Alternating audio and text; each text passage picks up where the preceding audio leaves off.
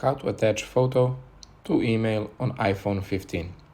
Hello guys, in this video I'm going to show you how you can attach photo to email on iPhone 15. So let's open up our mail application, and now in the bottom right corner of the screen click this button to compose a new email. And here okay, for this example I don't need to put the email where we are sending this to.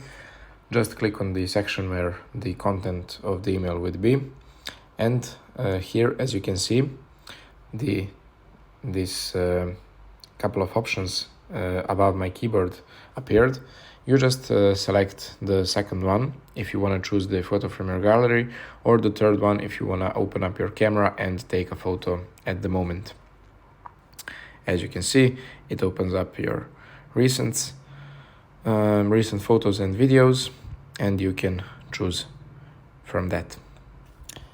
So basically that's it for today's quick tutorial. I hope you guys find it helpful, and if you do find it helpful, as always, make sure you like this video and subscribe to our channel. Bye bye.